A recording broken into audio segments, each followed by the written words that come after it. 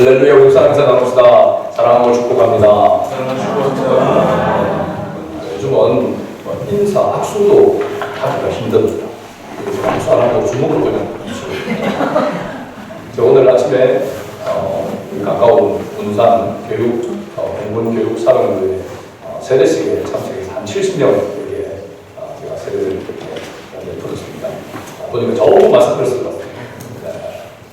한 450명을 세례를 받는데 전부 마스크를, 세례를 집례하는 목사님들도 다 마스크를 찬송도 마스크 끼고 부르고, 야 이게 뭐 제대로 된 이게 뭔가 사진을 찍어도 마스크를 하니까 뭔지도 모르죠. 그래서 참 이게 여러 가지로 지금 굉장히 심각한 이 문선에 있는 교육 사람들은 전국에 이렇게 그대로 나오기 때문에 이 여기에서 전혀 문제를 지면 굉장히 어렵기 때문에 철저하게 아예 지금 확진자가 있는 그런 곳에 목사님은 아예 출입할 수 없고 부대 안으로 출입을 할 수 못하는 그런 상황이 있습니다. 성도 오늘 2번이나 소급을 하고 그래서 세례를 하고 재례식을 이루고 왔습니다. 그래서 오늘 이 자리에 우리가 나와서 평상시에 우리가 마음껏 하나님을 줄로 소리내어 찬송하고 하나님 앞에 이렇게 경배하는 예배하는 것이 굉장히 중요하고 소중하다라고 하는 것을 다시 한번 이렇게 느끼게 되었습니다. 그래서 우리가 매일매일 매 순간순간 하나님을 찬양하고 하나님의 이름을 높여드리는 그런 삶을 더 열심히 해야 되겠다라고 하는 제 스스로 이렇게 가지고 했습니다. 우리 모든 성도들도 그러한 은혜가 있기를 바랍니다.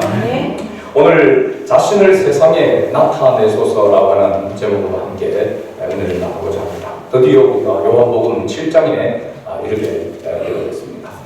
여러분들 잘 아는 한자 가운데서 호사유피, 표사유피라고 이야기합니다.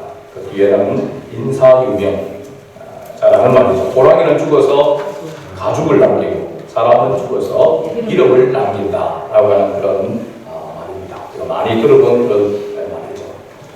지금 얼마 있지 않으면 이제 총선이 있습니다.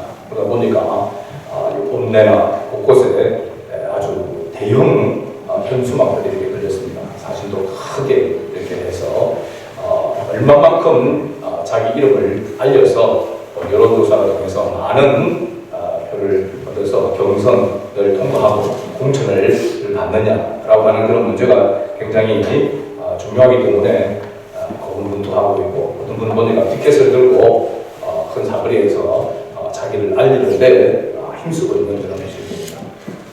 요즘 사람들이 자기를 알리려고 하는 것, 자기를 PR하려고 하는 것들이 굉장히 또 중요하기도 하고 또 굉장히 그런 것에 욕심을 일으키기도 합니다. 유튜브에 지금 신종 코로나 바이러스 이 부분 때문에 그 가짜 뉴스를 만들어서 퍼뜨리는 사람들, 그 이유를 보니까 유명해지고 싶어서, 자기가 많이 알려지고 싶어서 그랬다라고 하는 이유를 대더라고요. 그래서 이 시대가 정말 어떻게 하든지 자기를 드러내고 싶어하고 자기를 나타내고 싶어하는 그런 시대 속에 있다라고 하는 것은 들리는 것 같습니다. 오늘 우리가 본문에 보면 예수님의 형제들이 예수님께 요청을 하게 되죠. 자신을 세상에 나타내소서라고 예수님께 요청하는 그런 내용이 나옵니다. 먼저 우리가 2가지 정도를 이 본문을 살펴보기 전에 2가지 정도를 앞서 우리가 보아야 될 부분이 있습니다. 첫째는 오늘 본문에 나오는 예수님의 형제들이 누구인지를 우리가 살펴볼 필요가 있습니다. 그리고 두 번째는 이 일이 어느 때에 일어났는지를 또한 알아볼 필요가 있습니다. 먼저는 예수님의 형제들이 누구일까? 예수님의 형제. 예수님께서 내 어머니와 내 형제는 나와 함께, 나를 믿는 자가, 나를 따르는 자가 내 형제요 내 어머니라 하고 이렇게 말씀하신 적이 있습니다. 그래서 어떤 분들은 예수님의 형제들은 바로 믿음의 형제들이다 라고 그렇게 이야기를 합니다. 그래서 천주교에서는 성모 마리아, 예수님의 어머니 마리아가 예수님을 성령으로 잉태하고 그 다음에 출산하고 난 다음에 그 이후로 자녀를 낳지 않았다. 그래서 성모 마리아의 또 그 이후 무엇을 이렇게 주장하기도 합니다. 그런데 성경은 분명하게 예수님의 동생들이 있었다라고 이야기합니다. 예수님의 동생들, 예수님의 형제들이라고 했는데 실제로 예수님이 제일 먼저 아지가 되는 것이죠. 그 이후에 요셉과 마리아를 통하여서 태어난 자녀들이 있었다라고 하는 것이죠. 남동생들이 대한 그런 기록은 성경에 이렇게 나와 있는데 여동생도 있었다는 사실입니다. 이름은 나타나고 있지 않지만 여동생이 있었다라고 하는 것을 분명하게 성경은 말하고 있습니다. 여러분 마가복음 6장 3절과 마태복음 13장 55절에 보면 이렇게 기록하고 있습니다. 이 사람이 마리아의 아들 목수가 아니냐? 예수님을 향해서 유대인들이 이야기를 하고 있는 것이죠. 야고보와 요셉과 유다와 시몬의 형제가 아니냐? 예수님을 이야기하고 있죠. 야고보와 요셉과 유다와 시몬의 형제가 예수님이 아니냐? 그렇죠. 그 누이들, 예수님 동생 여동생들을 말하죠. 그 누이들이 우리와 함께 여기 있지 아니하냐 하고 예수를 배척한지라. 그러니까 예수님을 따르는 사람들이 한 이야기가 아니라 예수님을 배척하고 예수님을 어떻게 하든지 넘어뜨리려고 했던 그런 사람들, 그 당시 종교 지도자들이라고 할 수 있고 유대 지도자들이라고 할 수 있습니다. 그 사람들이 이야기한 내용이죠. 그러니까 예수님의 형제들이, 동생들이, 남동생들이 있었고 여동생도 있었다라고 하는 것을 성경이 분명하게 기록하고 있는 것이죠. 남동생 이름들은 나와 있지만 여동생의 이름들은 나와 있지 않습니다. 그냥 그 누이들이라고 이렇게 이야기를 하고 있는 거죠. 예수님의 이 동생들 가운데 야고보, 그다음에 요셉, 그리고 유다, 시몬, 그 당시로 보면 굉장히 흔한 이름입니다. 야고보 하면은 사실은 야곱의 그에게서 나오는 어원으로 나오는 이름입니다. 야고보라고 하는 것은 구약에 바로 이스라엘의 조상이 되어지는, 이스라엘 민족의 조상이 되는 야곱의 바로 이름이죠. 야곱. 이 야고보라고 하는 이름이 성경의 신약 성경에도 4명이나 나옵니다. 4명. 뭐 세베대의 아들 이렇게 나오고, 그 야고보라는 이름이 4명이 나오고, 또 요셉이라는 이름도, 또 예수님의 아버지, 그가 육신의 아버지가 요셉이잖아요. 요셉. 또 구약에 요셉도 있습니다. 요셉도 이름도 흔한 이름이고, 유다는 또 예수님을 배반하고 예수님을 팔았던 가룟 유다가 있죠. 가룟 유다. 그 뒤에 유다서를 기록한 유다도 있습니다. 유다서를 기록한 유다가 예수님의 동생이라는 것이죠. 그 다음에 시몬은 시몬 베드로도 이야기하고, 시몬이란 말은 너무나도 흔한 그런 이름들이죠. 예수님의 동생들이, 남동생은 바로 4명이 성경에 기록되어져 있습니다.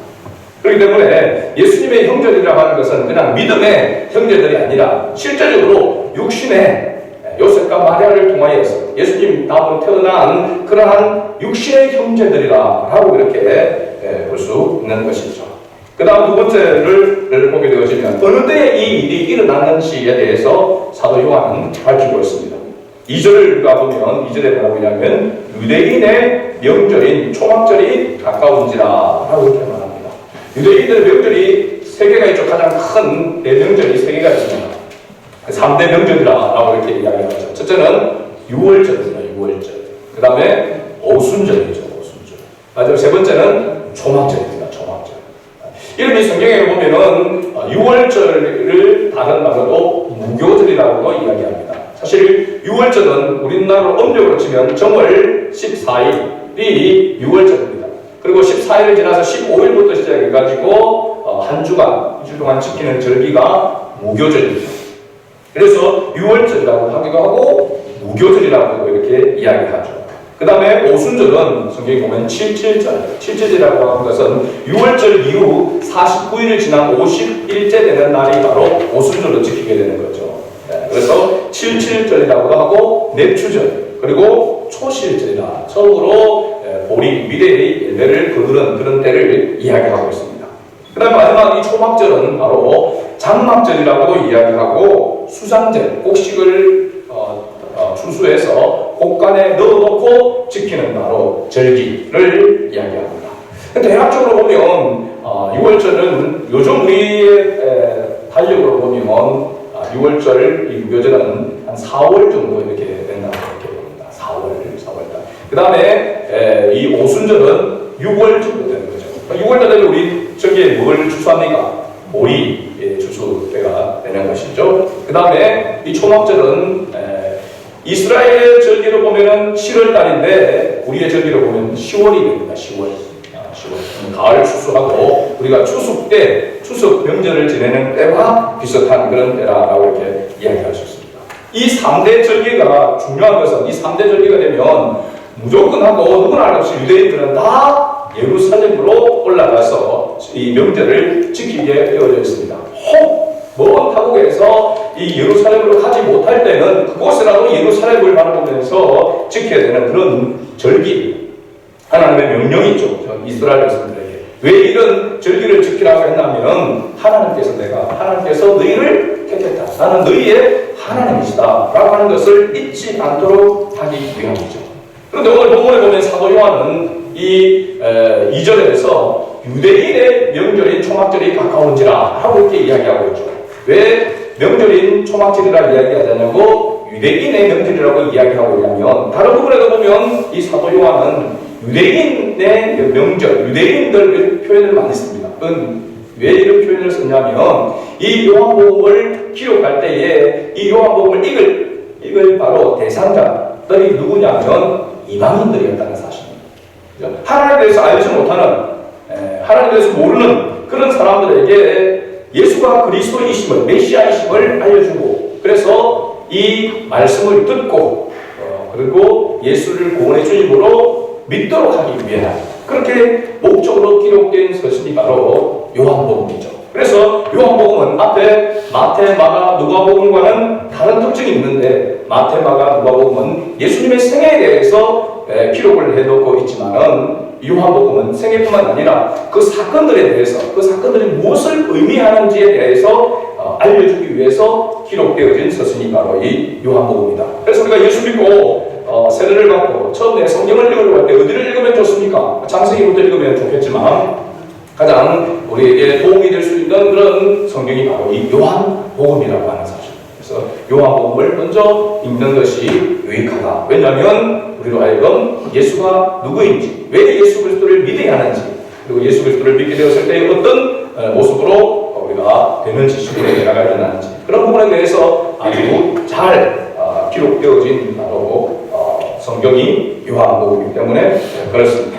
아무튼 예수님의 이 육신의 형제들이 유대인의 명절인 초막절이 가까워갈 때에 예수님께, 형인 예수님께 그렇게 요청하고 있는 것이죠. 그 요청한 내용이 바로 3절과 4절에 기록되어져 있는 내용입니다. 다시 한번 더 우리 3절과 4절을 같이 읽어볼까요? 그 형제들이 예수께 이르되 당신이 행하는 일을 제자들도 보게 여기를 떠나 유대로 가소서. 스스로 나타나기를 구하면서 묻혀서 일하는 사람이 없나니 이 일을 행하게 하거든 자신을 세상에 나타내소서 하니.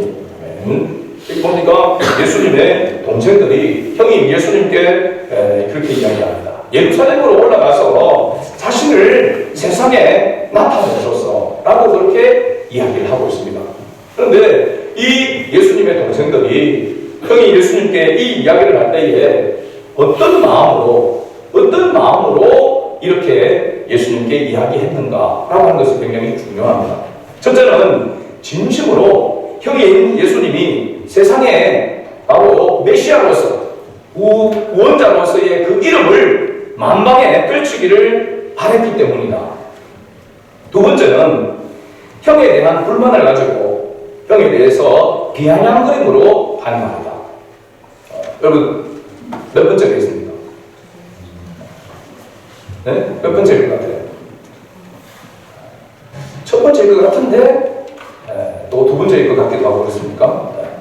두 번째라고 하는 사실을 바로 7장 5절에 그렇게 밝히고 있습니다. 그 형제들이 어떤 마음으로 예수님께 이렇게 요청했는지. 자, 5절을 같이 읽습니다. 이는 그 형제들까지도 예수를 믿지 아니함이라. 자, 예수를 믿지 아니하는 지금 형제들이 예수님 한 뱃속에 마리아를 통해서 태어난 그죠? 그 형제들이 피를 나는 그 형제들이 혈육인 그들이 예수님을 믿지 않았다는 것입니다. 예수님을 믿지 않은 가운데서 예수님의 이름이 만방에 알려지기를 그렇게 바랬을까요? 그렇지 않다는 것입니다. 왜 이런 어떻게 보면 비아냥거리는 그런 말로 형이 예수님께 이렇게 이야기했을까? 그건 그 당시 유대인들이나 많은 사람들이 예수님을 좋아했습니까? 좋아하지 않았습니까? 좋아하지 않았습니다. 그렇죠? 비판하고 그리고 예수님을 미워했습니다. 미워. 뒤에도 우리가 읽었던 본문 가운데에서도 세상이 너희를 미워하지 아니하되 나를 미워하는, 누굴 미워한다는 겁니까? 예수님을 미워한다는 겁니다. 그죠? 예수님을 미워하고 예수님을 그냥 미워할 것 아니라 예수님에 대해서 뭐라고 했냐면 예수님이 미쳤다. 그러면 같은 가족인 형제들이 자기 형인 예수님에 대해서 예수님을 미워하고 그리고 미쳤다. 미쳤다라고 하는 것은 정상적인 사람이 아니라는 것이죠. 그런 이야기를 나가며 듣게 된다는 겁니다. 그러면 형제들이 그 이야기를 들을 때에 기분이 어떻겠습니까? 굉장히 안 좋은 거죠. 우리 같은 가족이 돼가지고 형들이 자기가 진짜 메시아라고 한다면 그냥 메시아로서 그냥 계속해서 기적을 나타내서 완전히 사람들을 해서 믿도록 만들든지 추종하도록 만들든지 어느 때는 사람들을 모아놓고도 모이면은 도망가 버리는 거죠. 이게 예수님이 어떻게 보면 형이 이 제대로 이게 뭐 진짜 이게인가 자기 믿지 않았다는 것입니다. 믿지 않았다라고 하는 것이 우리가 사실은 놀라웠다라고 생각하는데 실제적으로 우리가 생각해보면 우리 지금 현실에서 이렇게 보게 되면 그러니까 늘 같이 이불 덮고 자고 그죠? 그리고 일어나서 뭐 부시시 해가지고 또 밥 먹고 그렇게 뭐 생활을 하던 형이 갑자기 내가 메시아다, 내가 인류를 구원하는 메시아다, 내가 하나님 아들이다, 뭐 어떨 때는 하나님 자신이다 라고 이렇게 이야기할 때에 이게 받아들여지겠습니까? 이런 것들 갑자기 여러분 가족 중에 행동에서 내가 메시아다 완전히 이제 제정신이 아닌 걸로 이렇게 됐죠. 그죠? 그래서 그건 뭐 그런 것도 하시더라도 사람들이 예수님에 대해서 미쳤다고 이야기하니까 정상적인 사람이 아니라고 이야기하니까 이들은 그런 안 좋은 영향을 받고 있었다는 것을 우리가 충분히 추측이 되어집니다. 그래서 아니 우리가 같이 있지 말고 여기 있지 말고 제발 큰 물에 가서 특히 명절에는 온 지방에서 몰려들어서 인산디를 이루는 저 예루살렘에 그리고 그래도 표적을 보고 좀 따라다니는 그런 무리들이 그래도 있는 저 예루살렘에 올라가서 자신을 세상에 나타내소서라고 이야기하는 겁니다. 그러니까 정말로 이름을 떨치세요. 충분한 그런 자격이 있습니다. 뭐 이렇게 해서 올라가려고 하는 것이 예루살렘 올라가려고 하는 것이 아니라 막 귀찮으니까 자기들이 피곤하니까 진짜 메시아라고 이렇게 한다면 저기 올라가서 많은 사람들 앞에서 거기에서 큰 표적을 나타내고 그렇게 해서 그 사람들에게 수함을 받는 그런 형이 되었으면 좋겠다. 그런 어떤 약간 조소와 비아냥이 담겨 있는 그런 모습으로 자신을 세상에 나타내소서 예루살렘으로 올라가서 그렇게 하라고 형제들이 이야기를 하고 있는 것입니다. 여러분 가족들이 구원을 얻는 것 굉장히 힘든 일이잖아요. 그래서 어떤 분 그렇게 이야기하더라고요. 정말 열심히 교회를 섬기고 헌신하는데 남편이 예수를 안 믿는 거예요.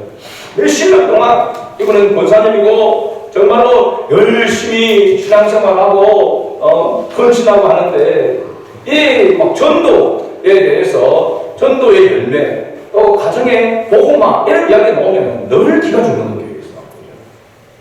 여러분도 아마 그런 우리 사람들 가운데서도 지금 10년, 20년 예수를 믿는데도 불구하고 남편이 예수를 안 믿어요. 어떤 분은 뭐 나왔다가 다시 안 나와. 또 형제들도 예수를 안 믿어요. 더더구나 자녀들도 예수를 안 믿어요. 그렇게 기도하고 눈물을 흘리면서 그렇게 기도했는데도 불구하고 이 가정의 복음화가 이루어지지 않아요. 여러분 이런 분들 오늘 용기를 가지시길 바랍니다. 위로가 되길 바랍니다. 예수님으로 예수님 가정도 예수로 복음화 됐어야지. 여러분 예수님이 오면은 여러분 가정에 오면은 여러분 부모님들 안 믿는 분들이 다 예수 믿을 거 아닙니까?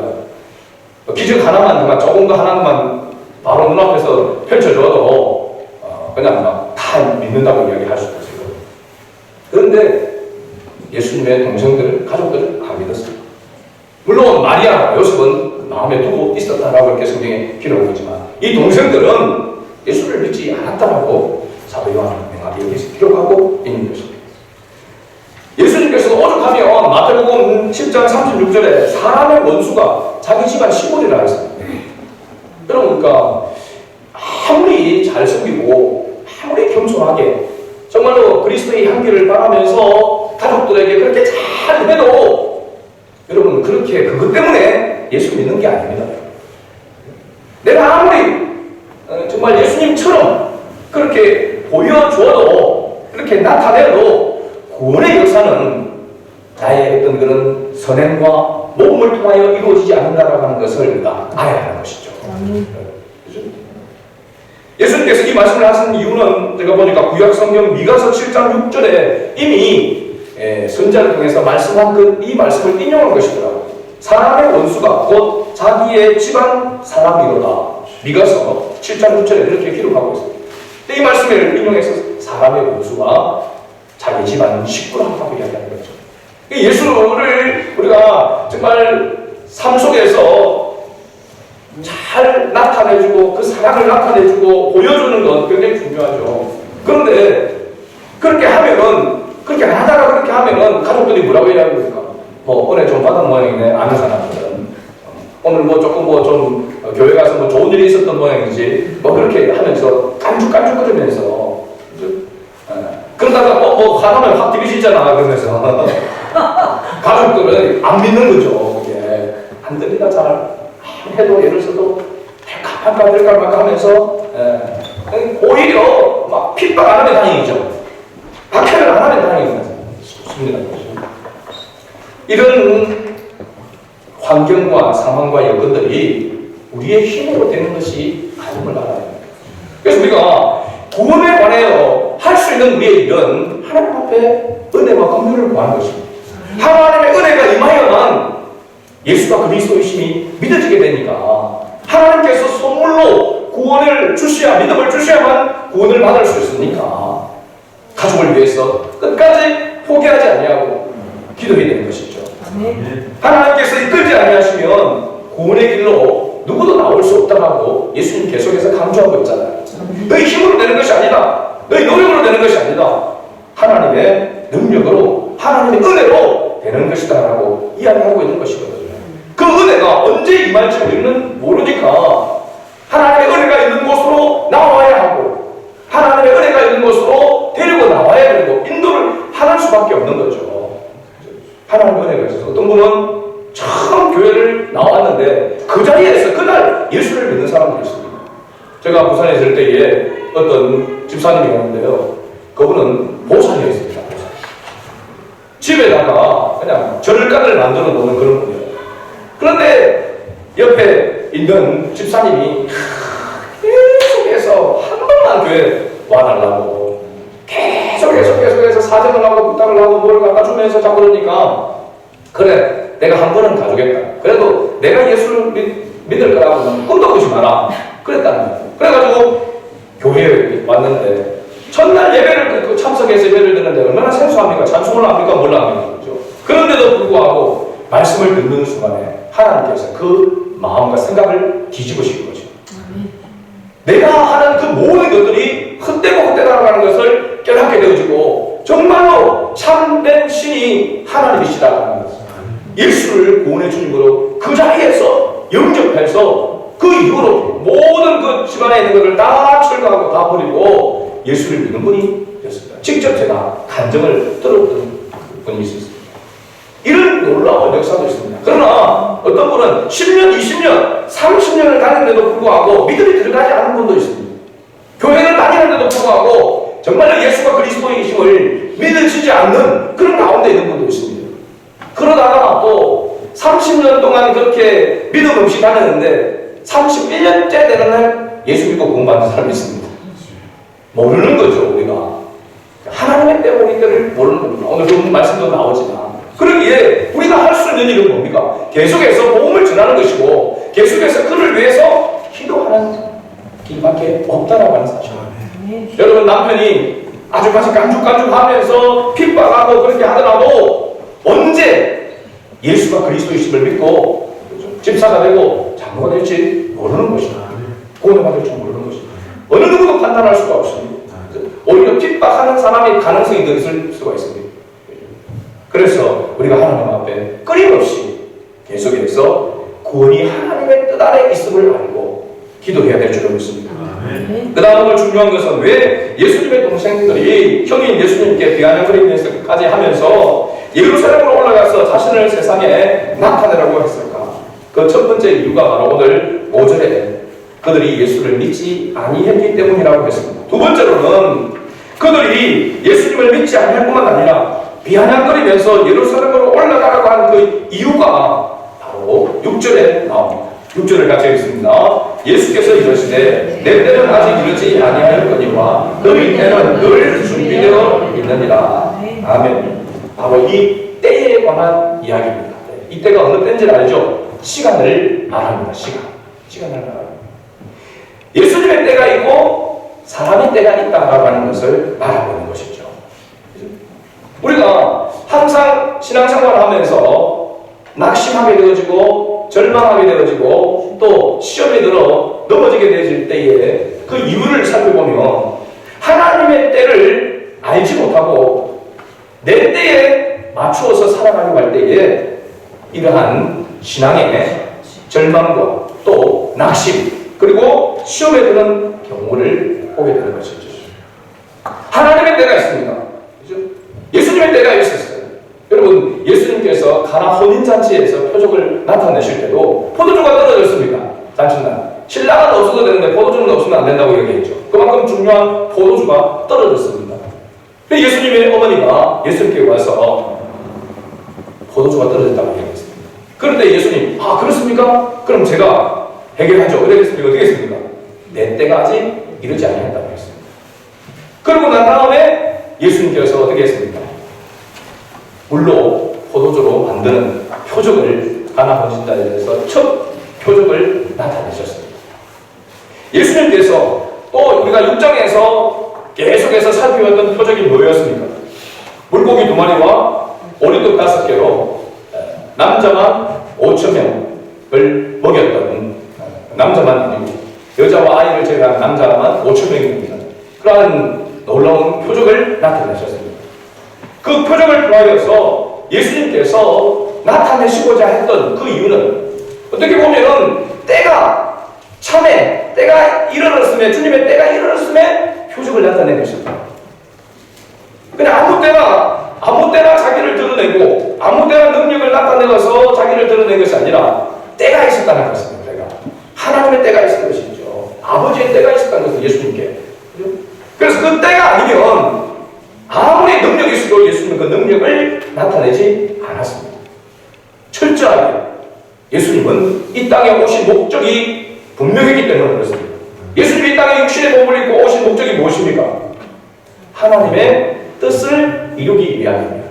그 하나님의 뜻이 바로 십자가를 지고 죽으셔서 많은 사람의 죄를 대속하는 대속물로 떨어짐으로 말미암아 많은 사람들을 하나님께로, 하나님 아버지께로 이끌기 위한, 바로 구원을 이루기 위한 그 목적을 가지고 예수님이 오신 것입니다. 그래서 예수님께서 하시는 말씀, 예수님께서 하시는 행동, 예수님께서 나타내신 그 표적, 그 모든 것은 다 구원을 이루기 위함이었습니다. 구원을 이루기 위한, 구원을 주시기 위한 그 목적과 이유로 하신 것이죠. 굉장히 중요한 것입니다. 우리가 가정의 구원, 야, 이만하면은 이 정도 했으면 이제 그냥 순순히 교회로 나와서 예수 믿고 구원받을 수 있을 것 같은데, 그렇게 섬겨주고 그렇게 예를 써도 안 된다는 것이죠. 그래서 속된 말로 저 인간은 안 되는 것 모양이다, 그렇게 생각한다는 거죠. 그게 이유가 뭡니까? 하나님의 때를 모르고 자기 때에 맞추려고 하니까, 그걸 맞추려고 하니까 그냥 자기 스스로 포기하고 또 넘어지게 되고 절망하게 되는 것이죠. 기도도 마찬가지입니다. 우리의 기도는 우리의 소원을 이루는 것이 기도가 아닙니다. 우리의 기도는 주님의 뜻이 이 땅에 이루어지도록 하는 것이 우리의 기도의 목적입니다. 기도해야 될 이유가 여기에 있는 거죠. 그러나 우리의 기도를 내 소원을 성취하는 것으로, 나의 만족을 얻는 것으로, 그것으로 기도를 하게 되어지면 기도를 하다가 실망하게 되어지고 기도를 중단하게 되는 것입니다. 사업이 잘 되기를, 승진하기를 그렇게 바라면서 기도했는데, 금식까지 하면서 작정하며 기도했는데 성진은커녕, 그죠? 성진은 안 되고, 대학은 들어가야 되는데 떨어지고, 사업은 번창은커녕 사업이 오히려 힘들어지게 되죠. 오늘 그런 경우가 얼마나 많습니까? 여러분들이 기도한다고 해서 그 기도대로, 소원대로 이루어지는 것이 많습니까? 안 이루어지는 것이 많습니까?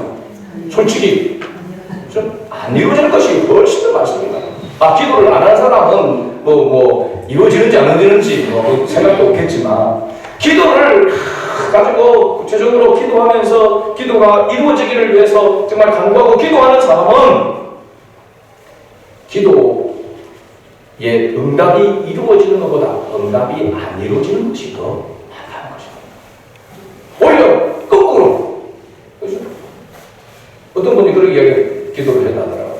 새해를 맞이해서 하나님, 올해는 내 지갑은 뚱뚱해지게 하시고 내 몸은 날씬하게 해주셔서, 지난해에도 거꾸로 응답을 하셨는데 올해는 바르게 응답하여 주옵소서, 그렇게 기도하는 거예요.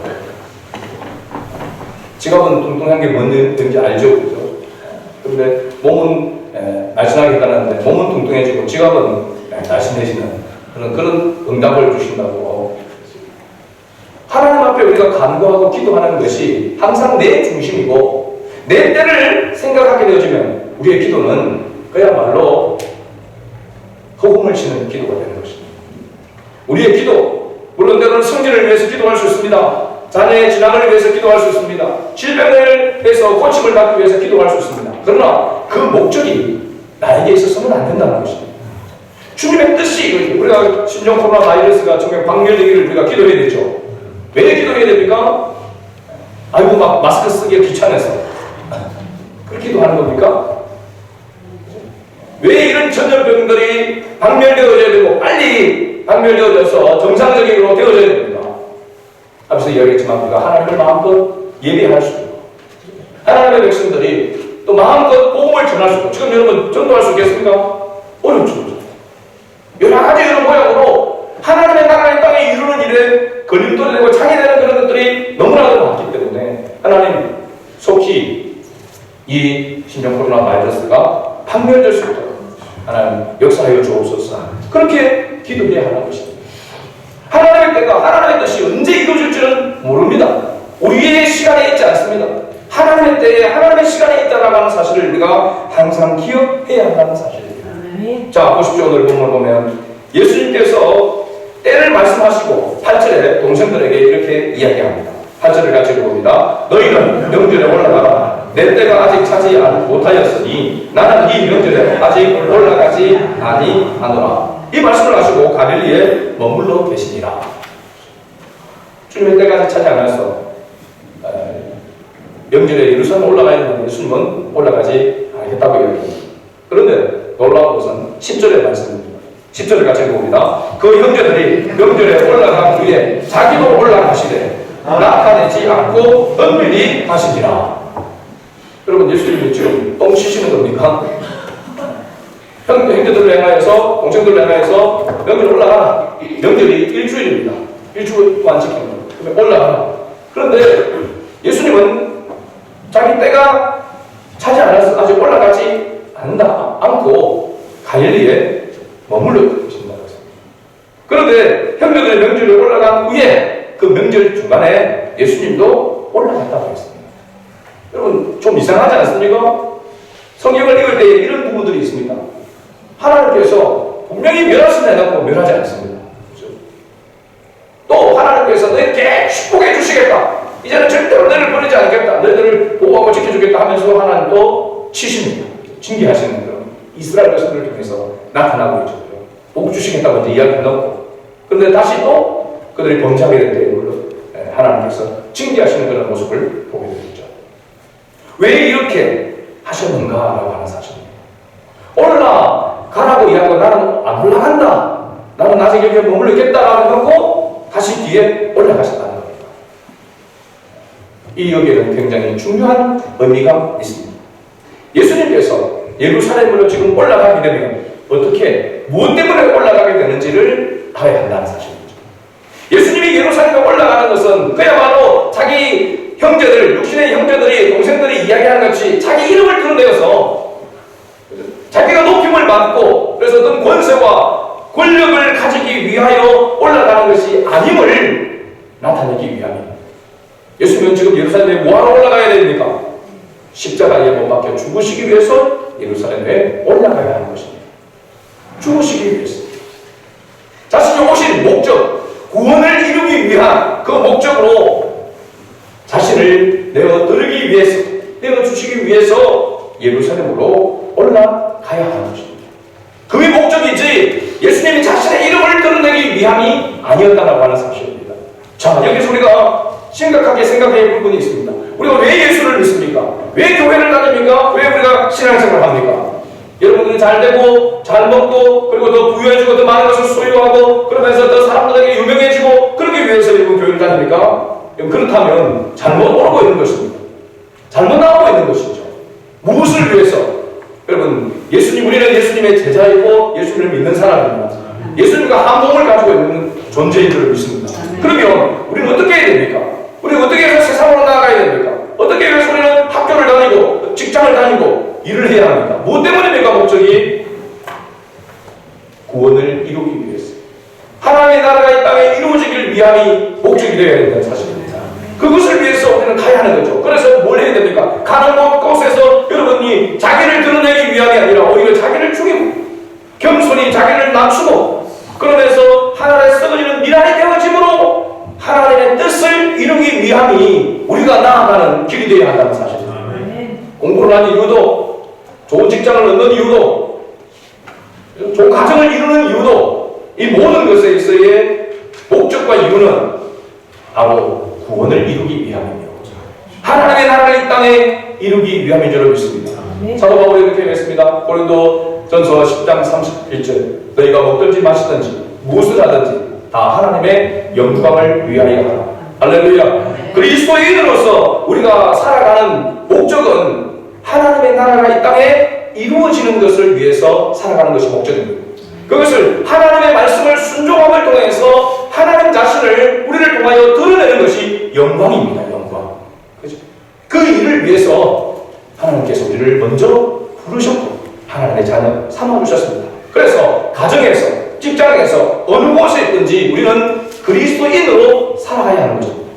그리스도인으로 서야 하는 것입니다. 내 때가 아닌 주님의 때가 있음을 믿고 소망 중에 인내하며 나아가야 하는 것이죠. 여러분, 자신을 세상에 드러내소서라고 하는 것은 그 이름과 권세와 영광을 드러내기 위함이 아니라 구원을 이루기 위해서 자기를 죽이는, 자기를 희생하는 그것으로서 드러내야 한다라고 하는 것을 우리에게 말씀해주고 있습니다. 한 주간을 우리가 살아가면서 이 말씀을 기억하면서 우리가 세상 속에서 내 자신을 드러내기 위하고 내 자신을 나타내기 위함이 아니라 나를 구원해주신 예수 그리스도를 나타내는 그 삶을 위해서 다시 한번 자신을 내어드리는 그런 저와 여러분 될 수 있기를 주의 이름으로 축복합니다. 아멘.